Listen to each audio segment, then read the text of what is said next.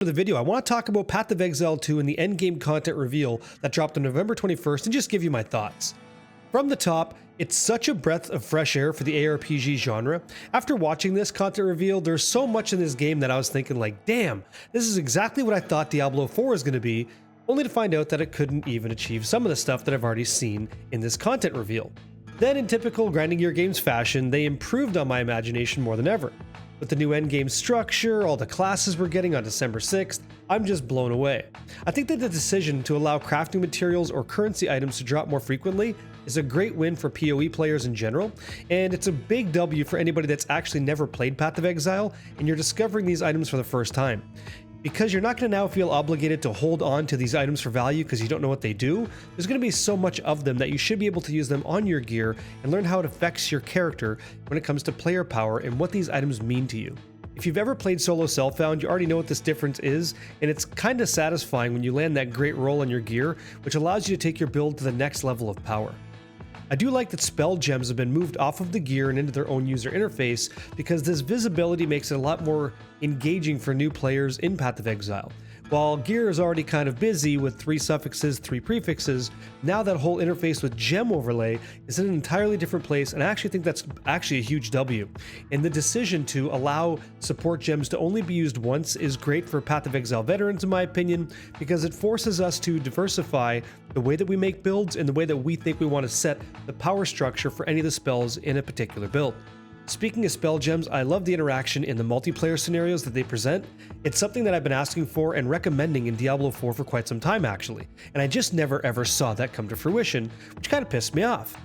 When you see somebody put down a firewall and you're on a mercenary and you start shooting bullets through that and your bullets are ignited by flame, that's fantastic.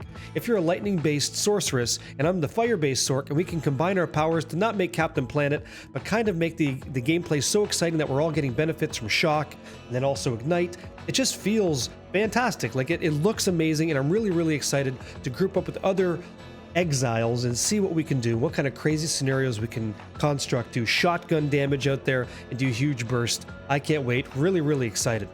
I do hope though, with this being said, that the multiplayer experience is cleaned up from Path of Exile 1. In PoE 1 it was very easy to suddenly lose where the floor is or discover that you're standing on top of something not so great because the floor was basically not something you're ever going to see again.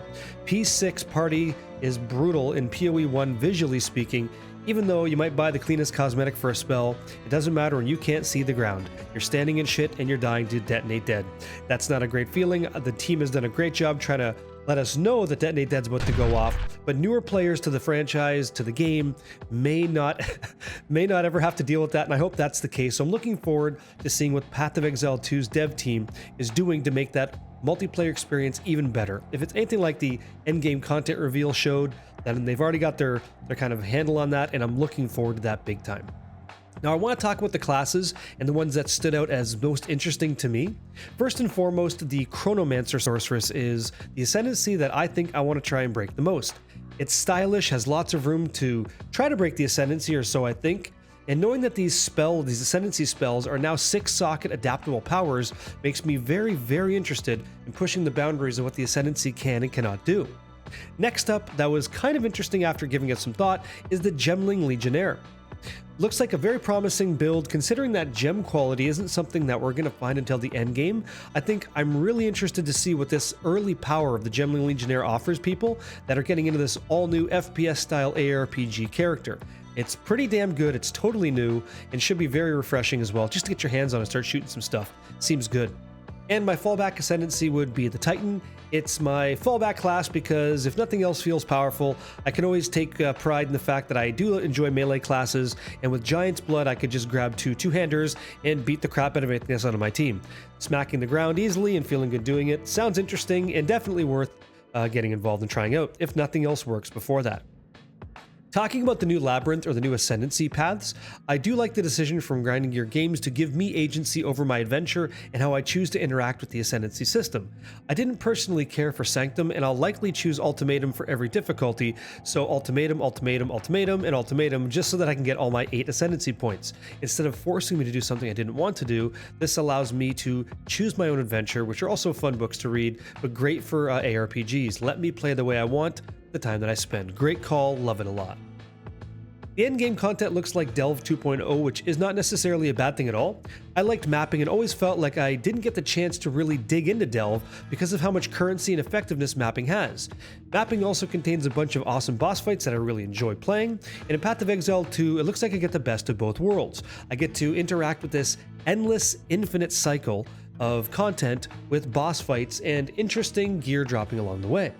I also really like biomes in Path of Exile 2. I like that they're random and sort of force me to create other areas, constantly trying to discover lucrative biomes with bosses and content I sincerely want to engage with. It's very exciting. I do gotta apologize again, guys, I am under the weather, but in general, this is the stuff that stood out to me. I am absolutely looking to be ready to rock and roll on December 6th, like the rest of the world. I am gonna be giving out key codes the second that I can, so you guys can enjoy that, maybe get in for free. The early access, I cannot wait to get my hands on. Much love to everybody who watched this video. Hopefully you feel the same. If not, tell me below. I read everything.